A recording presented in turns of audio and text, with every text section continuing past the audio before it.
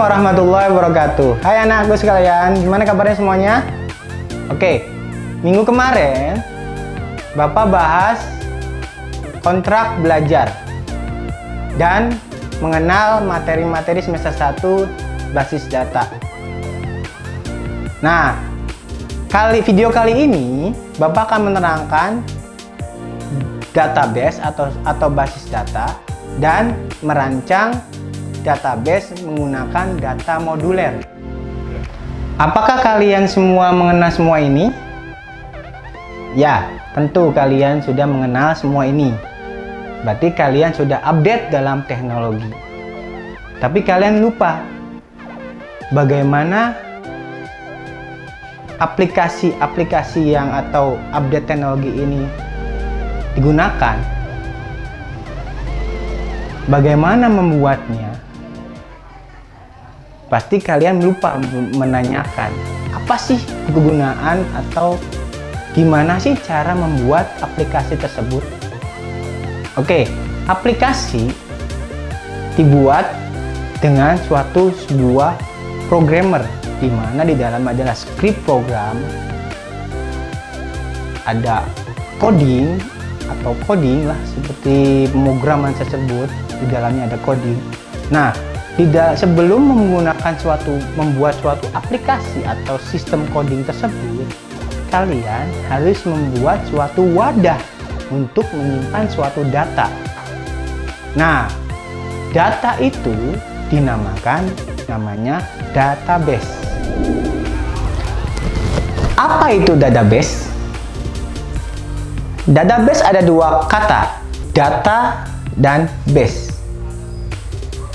Di mana data adalah kumpulan informasi yang di dalamnya sebuah angka, huruf, dan simbol-simbol lainnya. Sedangkan base adalah sebuah wadah atau grup atau sebuah markas. Nah, yang disatukan database adalah sebuah wadah atau data atau pengolahan data untuk menghasilkan suatu informasi yang di dalamnya terdapat ada tabel, ada arsip, ada field, dan sebagainya. Itu namanya database, di mana database itu disimpan dalam elektronik. Apa sih penyimpanan elektronik? Database tersebut digunakan oleh sebuah komputer. Berarti database disimpan sebagai database elektronik atau penyimpanan elektronik. Gimana? Kalian semua pada mengerti apa itu database? Oh, masih kurang paham? Kita lihat konsep berikutnya. Dalam database terdapat beberapa hal, yaitu nama database, tabel, field dari tabel atau isi dari tabel, serta tipe data dari field, seperti string, integer, char, dan yang lain. Database diibaratkan dengan sebuah lemari. Ya, lemari yang dapat menyimpan dokumen-dokumen data. Kita contohkan sebuah data, yaitu data sekolah. Jika sebuah sekolah memiliki sebuah penyimpanan lemari untuk menyimpan data-data, maka data apa saja yang akan disimpan? Yang pasti, semua data yang menyangkut tentang sekolah, seperti data tentang siswa, guru, kelas, pegawai, mata pelajaran, dan yang lain. Setiap data dikelompokkan sesuai jenis. Data siswa dikelompokkan dengan siswa, guru dengan guru, pegawai dengan pegawai. Setiap dokumen berisi data-data yang saling berhubungan.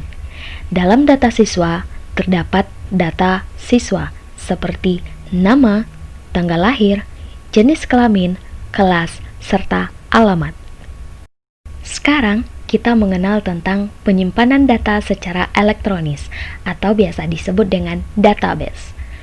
Database dibuat melalui sebuah perantara komputer dengan sebuah software. Bedanya, contoh pertama tempat penyimpanan adalah sebuah lemari yang terbuat dari kayu. Sedangkan database penyimpanannya berupa hard disk dalam sebuah komputer. Berdasarkan konsep, lemari kita artikan sebagai sebuah database, dokumen sebagai tabel dalam database, dan isi dari dokumen seperti nama, alamat, kita artikan sebagai field dari tabel atau isi dari tabel. Apa sih fungsi database?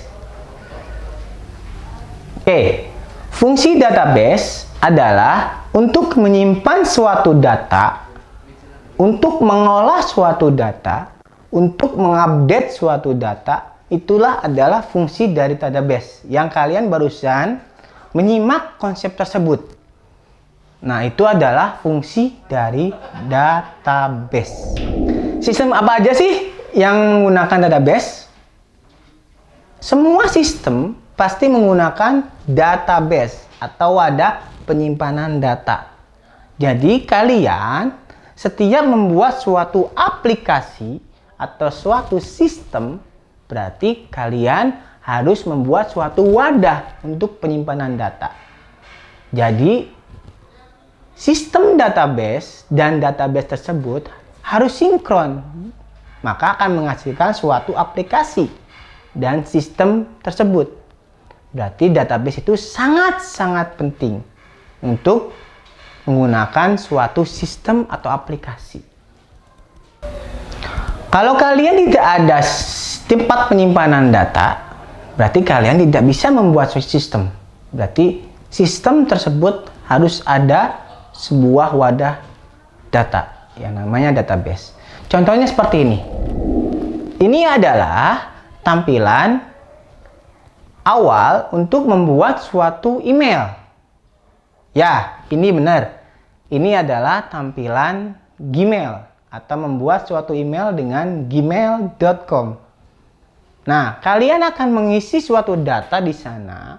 Ada username, ada last name, ada tanggal lahir, ada password, dan lain-lainnya.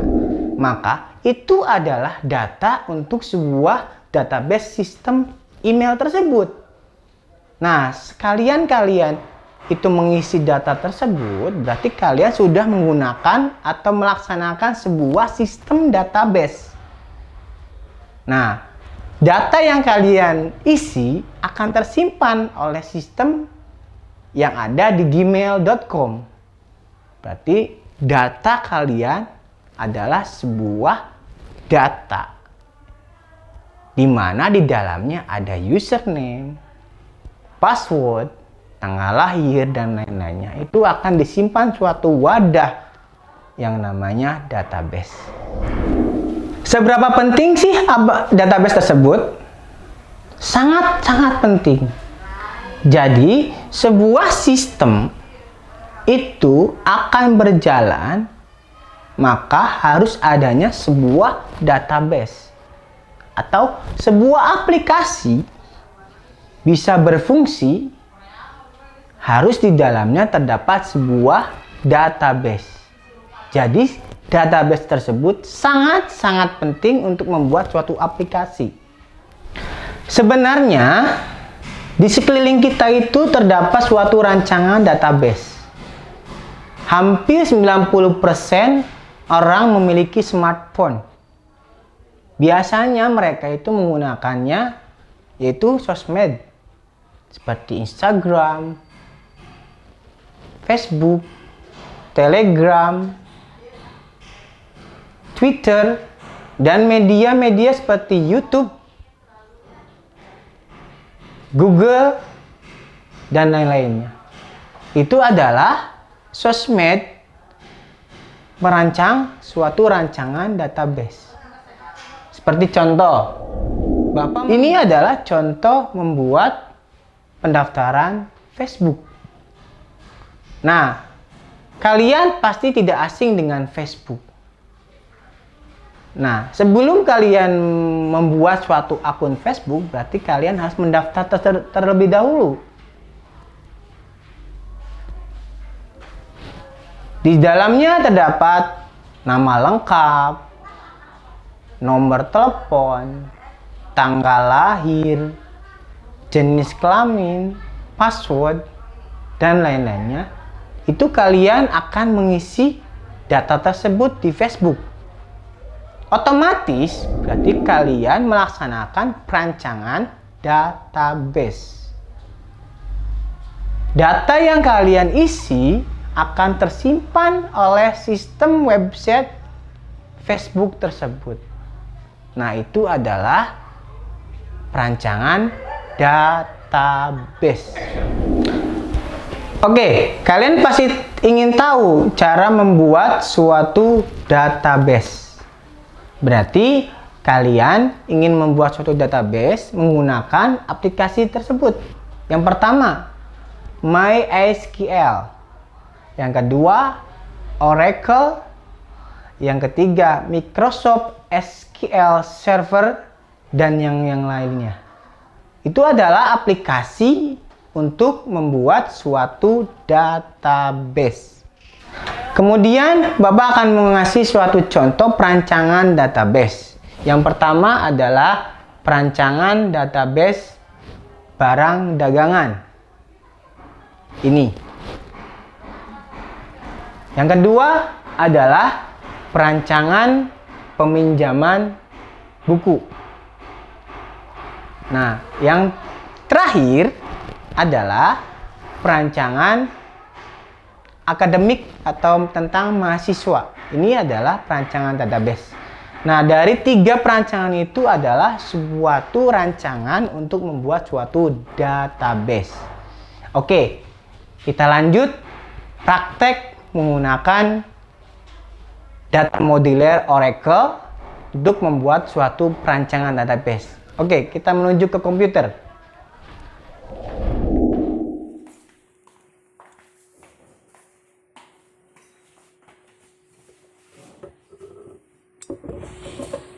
Oke, kita lanjut untuk merancangan database.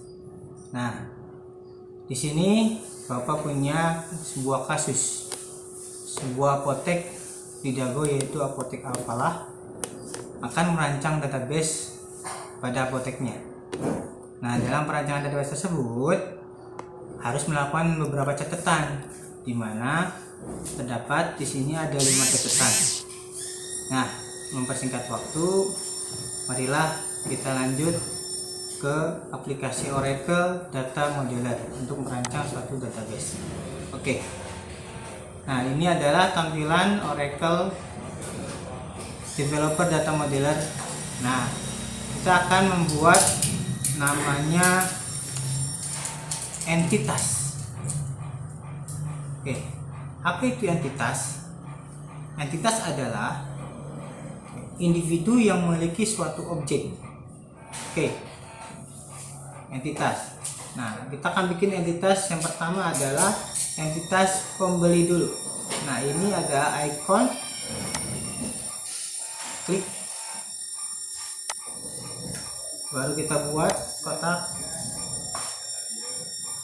Nah, kita isi entitasnya adalah pembeli. Oke. Berikutnya buat entitas apoteker.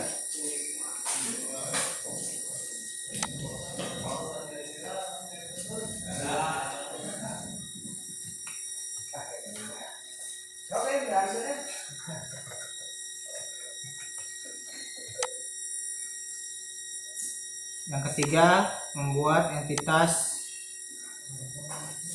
obat.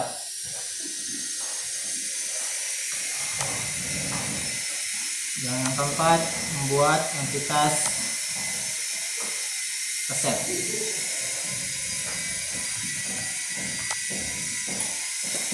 Nah, setelah kita membuat entitas, barulah kita membuat atribut. Nah, apa itu atribut? Anak-anak pada tahu apa itu atribut? Oke, atribut adalah unsur penyusun dari suatu entitas.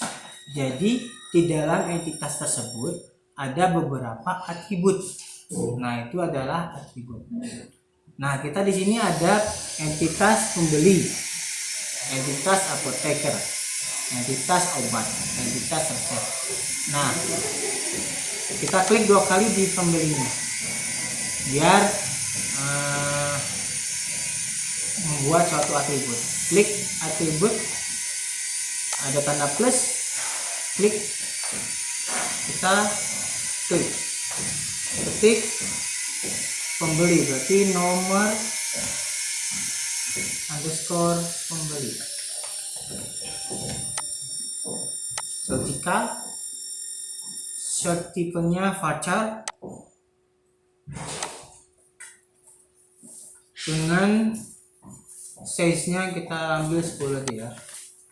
Oke, nah di nomor pembeli ini kita pakai primary UID. Kenapa? Primary UID adalah primary key atau nomor unik. Oke, berikutnya kita tambahin lagi atributnya. Yang kedua adalah kode resep, kode resep, logical varchar,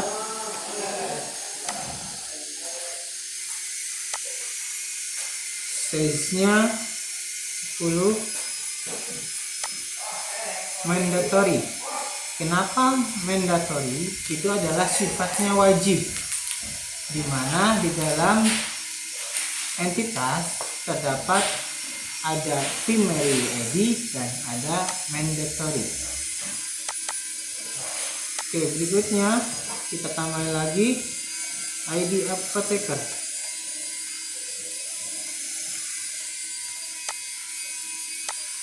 Masih logikal, shortnya varchar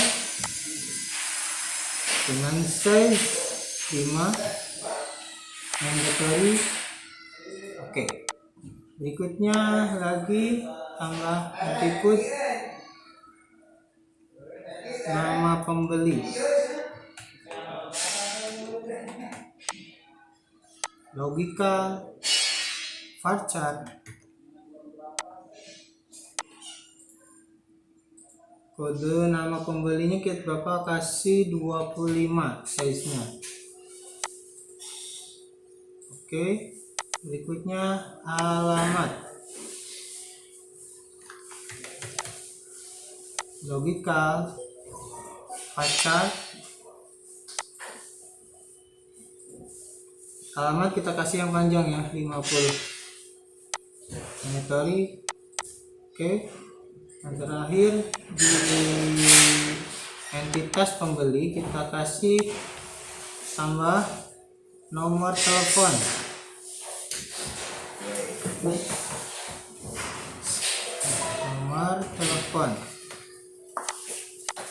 Nomor telepon kita kasih 13 menggunakan varchar.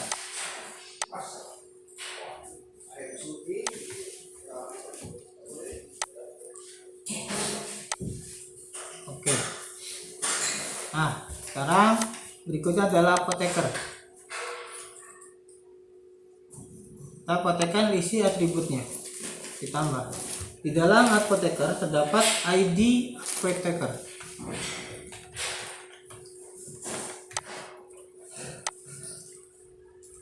Varchar, shortnya dengan size 5. Nah, di ID apoteker ini menggunakan primary UID atau UID yang unik atau primary key. Berikutnya di apoteker terdapat ditambah atribut terdapat nama dengan source type varchar dengan size 25 mandatory. Oke, berikutnya alamat.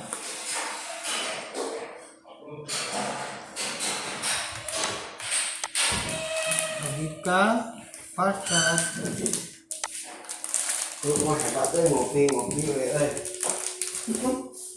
dengan size 50.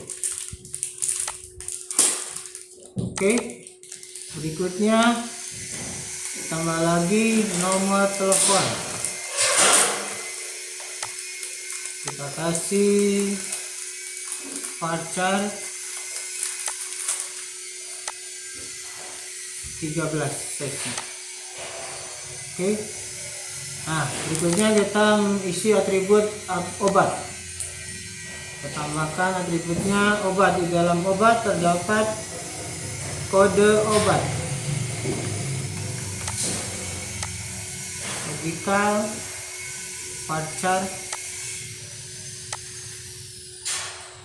size kode obat kita kasih 5. Nah, kode obat di atribut obat, di entitas obat itu menggunakan primary UID, dimana itu adalah primary key. Oke. Berikutnya adalah tambahkan atribut di dalam obat, tambahkan nama obat. Logical dengan source type varchar.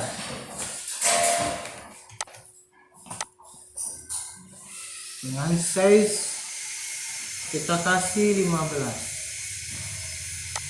dengan sifat mandatory. Berikutnya di entitas obat kita tambahkan atribut jenis obat.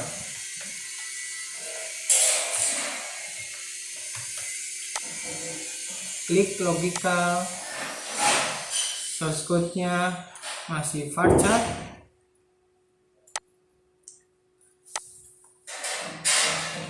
Dengan size 10.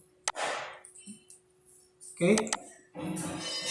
Berikutnya satu lagi yaitu produksi. Di entitas atribut, di entitas obat terdapat atribut produksi. Menggunakan varchar dengan size 12. Nah, berikutnya kita masuk ke entitas resep. Kita isi atributnya, yaitu di resep terdapat kode resep.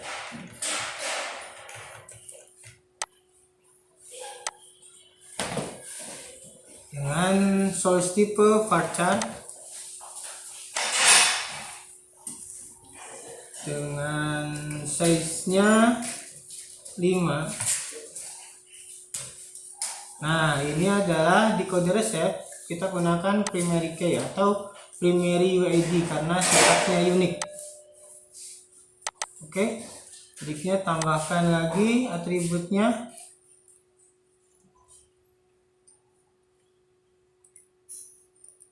Tanggal. Nah, kalau tanggal di source type-nya kita kasih date karena tanggal ya.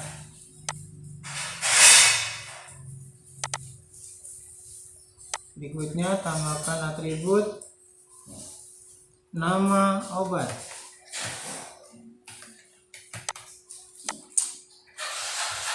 Varchar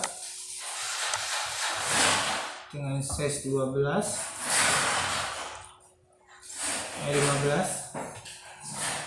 saja, mandatory. Oke, satu lagi di resep adalah dosis obat. Tambahkan dosis obat.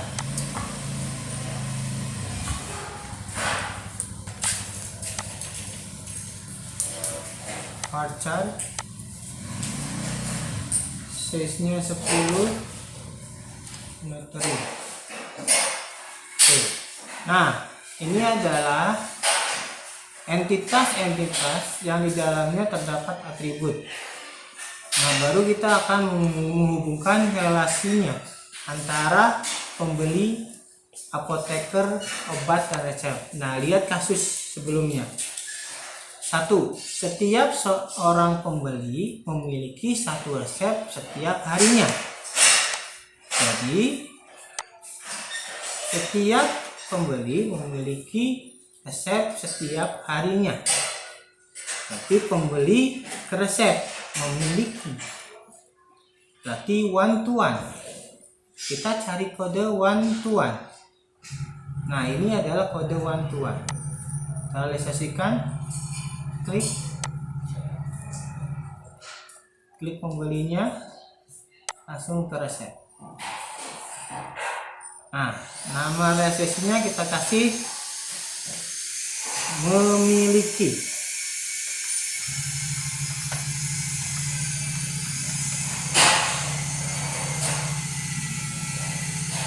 Nah, yang source optionnya kita checklistnya hilangkan.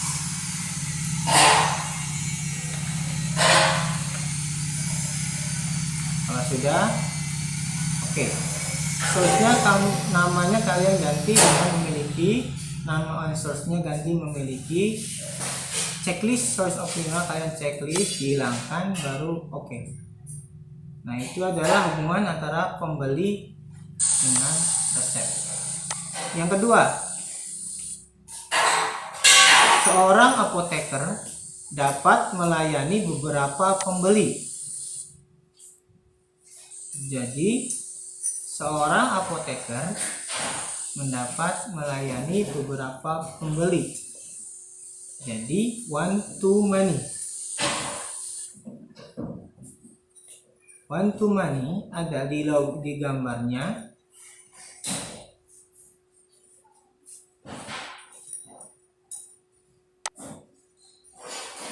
Ini. Apoteker melayani beberapa pembeli. Melayani, isi namanya melayani. Nama shotnya juga melayani. Oke. Setelah itu, kasus yang ketiga adalah seorang pembeli dapat menerima beberapa obat. Seorang pembeli dapat menerima beberapa obat. Berarti one to many. Masih dengan logo yang kemarin, yang barusan. Icon ini ya. Klik pembeli ke obat. Menerima. Isi name-nya menerima. Name on source-nya sama, menerima. Oke.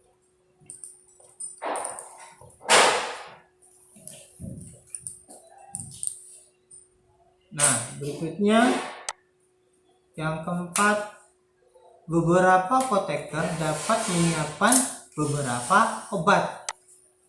Berarti sifatnya money to money.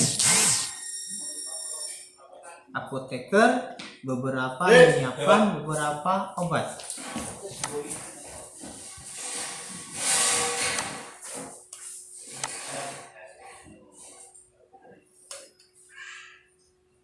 Menyiapkan.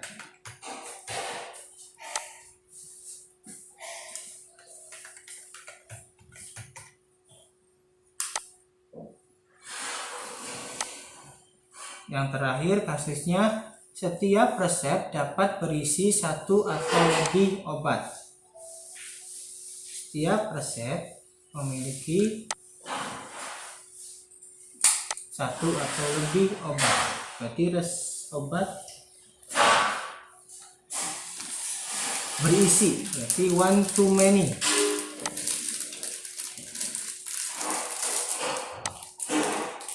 Resep ke obat berisi.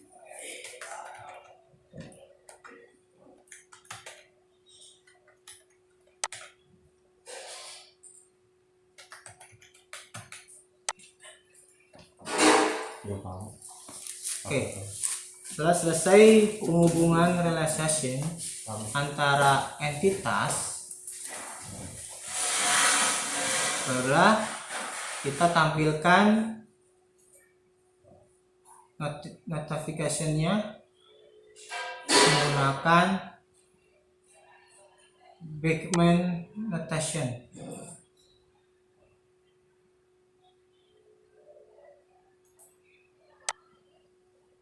Nah, ini adalah Beckman notation. Jadi kelihatan tipenya apa, berapa size-nya setiap entitas. Primary key-nya mana sudah kelihatan di sini. Nah, berikutnya kita tampilkan show label. Kita show label dulu. Nah, pembeli menerima obat. Apoteker melayani pembeli. Nah, di sini kelihatan labelnya. Oke, berikutnya kita kembali lagi ke awal. Notifikasinya ke Barker notation. Nah, ini adalah perancangan database Apoteker Alphala. Database Apotek Alphala. Nah, seperti itu cara membuat perancangan database. Jadi, kalian di rumah buat suatu database, perancangan database sederhana aja. Baik peminjaman buku, baik apoteker lagi nggak apa-apa, atau perancangan sederhana lainnya bebas. Kalian buat gunakan data moduler dari Oracle. Oke, cukup sekian dari Bapak. Terima kasih. Assalamualaikum warahmatullahi wabarakatuh.